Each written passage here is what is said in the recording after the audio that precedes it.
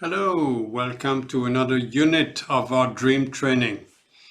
In this one, I'd like to explore a little further about this distinction between me and you, the inner and the outer reality.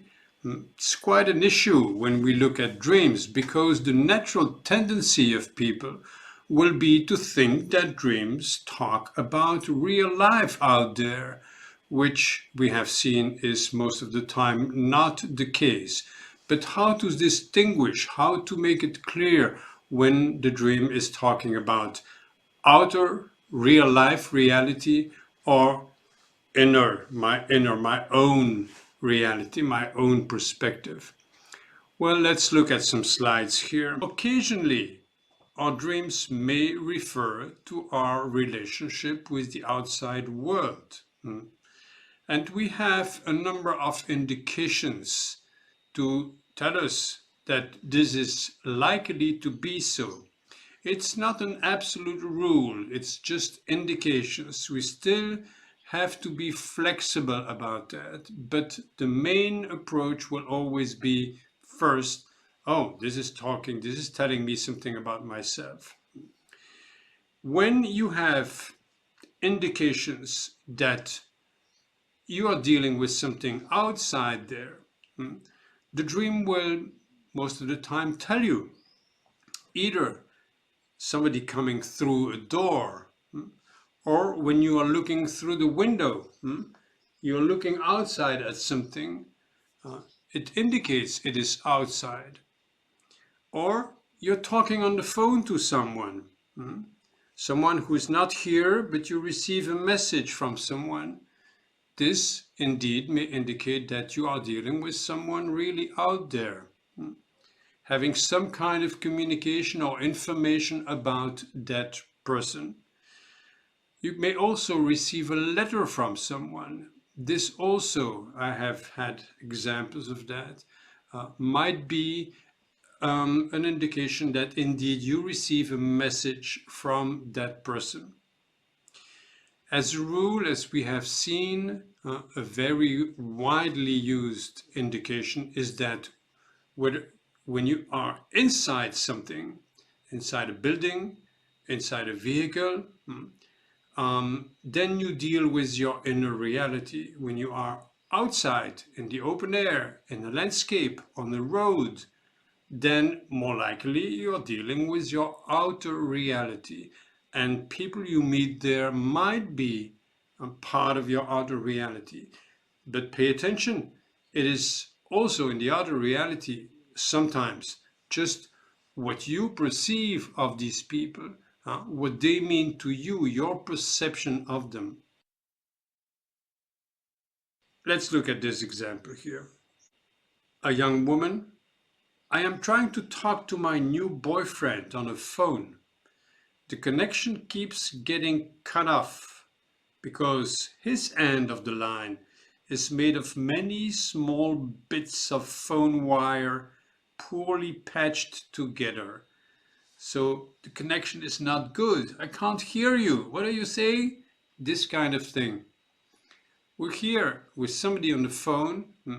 It is quite likely to be reflecting your communication with that person. And indeed, the dreamer says, the dream confirmed my feeling that keeping good communication with this new partner might prove difficult. And I decided to stop going out with him. So she intuitively got the message immediately, and indeed, it's quite likely that this is so. Just talking about that relationship, telling her something. Another example, a man, 50, he's single. I am in my apartment. The front door is open and a woman walks in. I don't recognize her, but she wears a very shining dress with greenish colors that shine like light, and she smiles at me. He wakes up. And this short dream indicated, indeed, that a woman was walking into the dreamer's life, which he was not aware of at that time, until the dream. He woke up saying, "Oh, a woman is walking into my life. Who might that be?" She was already there, She had entered. He would not dream about a woman walking in if she somehow had not appeared already in his life, even though he had not recognized her yet. The dream did not allow him to identify who that was. At least not in that dream. Maybe in later dreams might have helped identifying, but in that one it wasn't. So here again we have a little dream that gives an indication of somebody coming in from the outside to the inside. So it is referring to some reality in the dreamer's outer real life. One of my own recent dreams, through the window, I'm somewhere inside a building, but I look out through the window.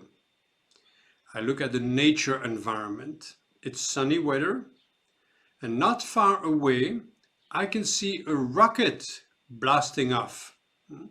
Big flame, and then moving up in the air. But soon the rocket stops rising, tilts, and then falls back down. I tell my family to close the windows as a big cloud of dark smoke is nearing. I saw a big explosion somewhere a little further down. So how would you reformulate that? Here, in this case, quite clearly, some project is being set up. A rocket being fired, starting, going up in the air. It looks like the start goes fine, but then all of a sudden it stops and it falls back down. So the launch is failing. I protect myself in order to not get impacted by the negative consequences of this failure. When I woke up, I kind of immediately felt a project is failing. And I knew what that was talking about, because indeed, I had a project involving a trip to China and a series of trainings that had been set up. But it had to be cancelled in the days following the dream due to pandemic regulations and difficulties to obtain the visas necessary. Although it had first appeared possible, it had been given a chance, this project, I had to give it up. So here, quite obviously, I look out through a window, I look at some reality in my outer real life situation. It's telling me something about something out there. It's not something in here. It's not an inner project, it's an outer project. Now, you could ask this question, and a number of people do ask this question: why are dreams not talking to us in a clear and straightforward language? Why make it so difficult and use metaphors? Well, we have seen, and we will come back on that, that sometimes dreams indeed use straightforward language, not metaphoric language. We have warning dreams, we have psychic perceptions, but these are very rare. Usually, dreams talk to us in metaphors. Obviously, literal language is not compatible with our right brain functioning mode. Our dream intelligence is coming in from the right brain, not from the left brain. So it's a different kind of intelligence, different kind of logic. It works in a holistic way beyond time and space perception. So what we call straightforward language is our rational mind, which relies on this left brain functioning mode. And this kind of brain activity is reduced during our sleep. So we don't function with that kind of brain activity during our sleeps. However, our dream language, the right brain, is only picture language. So that's why it is using the language it can use. It's not straightforward for the left brain intelligence.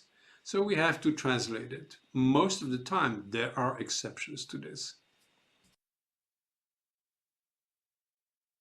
Let's look at this example. A woman, she's about 40. I was having dinner with my husband. Let's call him Lee. And a female associate of mine, let's call her Faye. So the three of them were having dinner together. Halfway through the meal, Faye stood up and leaned over the table to check my phone. At the same time, Lee, behind her, pounced her from behind and was tickling her. I was shocked by this action and I screamed, "Don't touch her!" But he then grabbed her and kissed her behind her ears very intimately, and I was stunned. I got up and left in great despair, hiding in the bathroom. Lee came looking for me.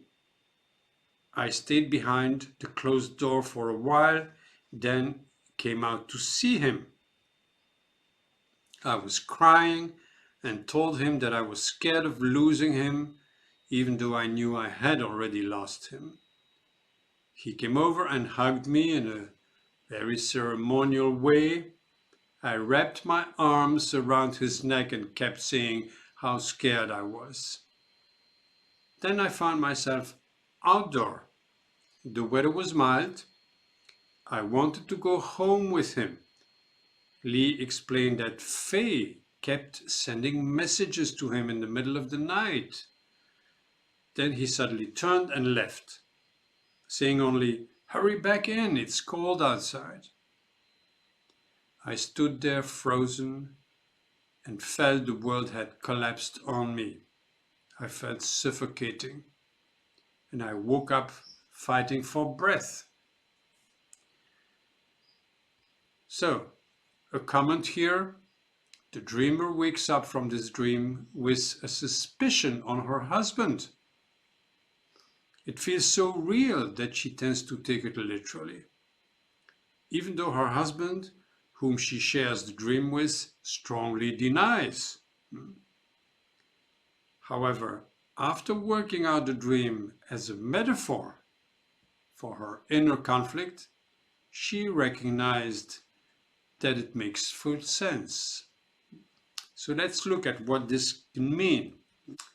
In brief reformulation, while taking care of my needs for growth and self-nourishment, having dinner, the part of me that is attractive, warm-hearted, but tends to exaggerate appreciation towards others in order to be appreciated herself.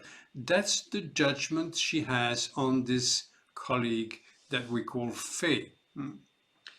So that part of me that has these kind of qualities, warm-hearted, but exaggerate appreciation towards others, that part of me is coming to my awareness, and I observe that my masculine part, the husband, active professional self, my masculine part, is intimately related to that aspect of me that is warm-hearted but tends to exaggerate appreciation. And that is very disturbing. This awareness I suddenly have that these two inner parts are sort of connected. That's disturbing. I feel desperate because my active professional self is essential to my sense of security, my confidence, my power. I'm very involved in my profession. It's very important for me. So if there is something there that I feel is not quite appropriate, that is disturbing to me. If I lose that, I feel like standing in the cold, cut off from my real loving capacities. And I can't breathe anymore, disconnected from my inner life breath. So here, the situation is appearing to be related to real life, but in fact, totally connected to an inner reality. Besides, it's happening somewhere inside most of the time. So we have to acknowledge that the distinction between outside and inside is not always easy and not always clear. It's not that clear cut, what is inside, what is outside. These two mix in some way. In a way, the outside is always an illusion. There is only an inside. That's something that our dreams often remind us. All things that we see ultimately exist only in our awareness, in our consciousness. We give meaning to them because of how we look at them. So whatever you see is a part of who you are. And that's quite an important insight. Not only for the dreams, but also for real life. Life is a mirror. Any event in our real life out there is telling us something about ourselves. Something happens to you, an accident, you hit something doesn't work, or things are all of a sudden lightening up in your life. This is all mirroring back something to you. And even more than that, there are many signals, signs talking to you from another reality that sort of talk to you in very specific ways, telling you something, mirroring back. Pay attention to that. There are clear messages from your real life towards you to tell you, look at yourself. This is who you are.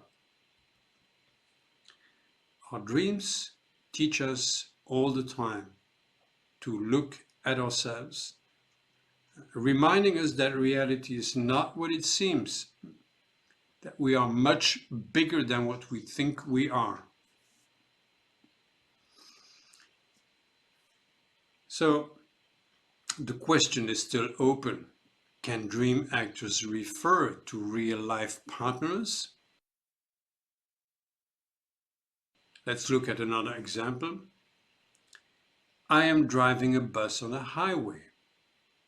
It's a man. Quite fast.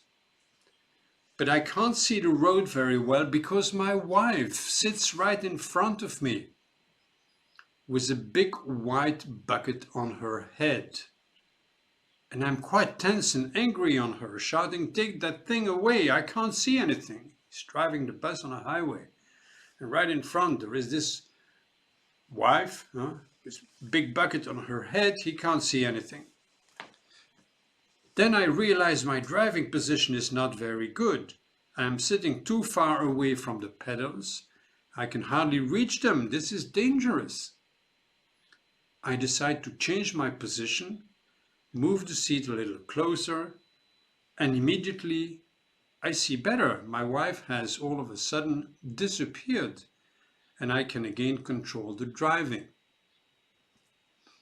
How would you reformulate this dream? Take some time to work out your own reformulation if you want to. A comment from the dreamer. Indeed, I had a quarrel with my wife about her attitude, which I judge as being too passive, too easy with our child, not controlling anything. I was really upset about that, and I think the dream refers to that. Now, reformulating.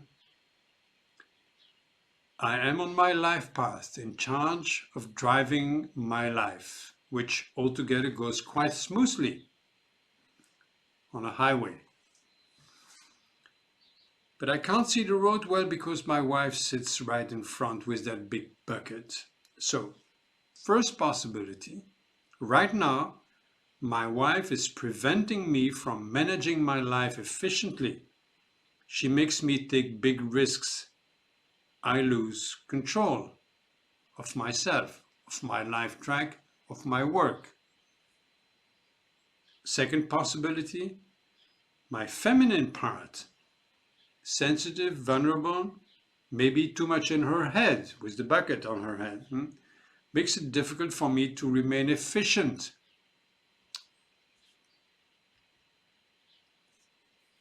I blame her for making me lose control, the outer or the inner. And then I realize my driving position is not appropriate. I realize I have to adjust my own attitude, which I do.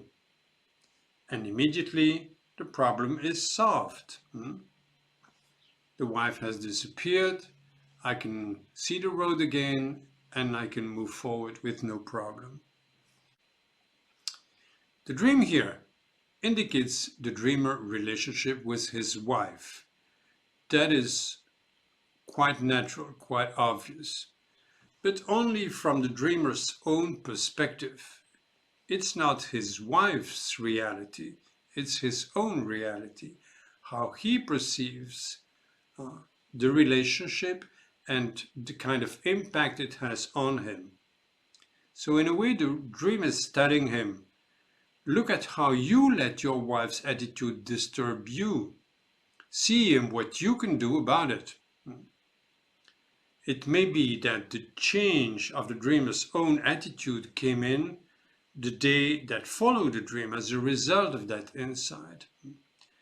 But obviously, it is related to the conflict he had, and to some extent, it's also related to his inner conflict, the disturbance, the tension he experiences inside with that part of him that is the feminine part, that is too sensitive, maybe overreactive, maybe indeed too much in the head, out of control, his own out of control, as a result of the outer out of control situation.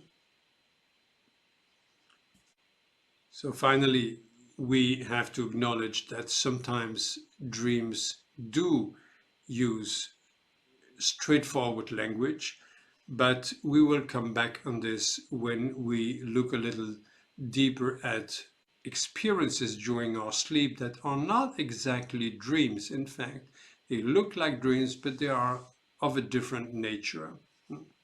So we will come back on this in a later unit. To close it up, let's recap that indeed dreams talk to us most of the time about our inner reality, although they sometimes refer to our relationships in the outer reality, in our real life situation.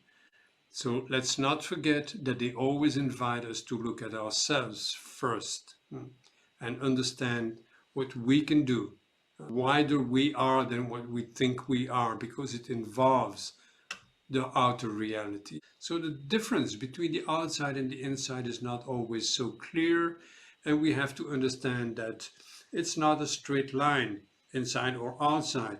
It's always a little bit mixed. Whatever we see is a part of who we are. That's true for our dream world. It's true for our real life situation also. You are much bigger than what you think you are. So whatever you see outside, whatever happens to you, is a part of who you are. That's what a dream invites us to be fully aware of. We're going to close it here. And once again, I'd like to keep inviting you to write down your own dreams, work out your own reformulation. By now, you should be able to practice some processing of your own dreams, so that you can be familiar with this change of perspective, this role-playing of an empowered perspective, or identify the real-life situation that the dream may be referring to. Bye-bye for now. See you next time.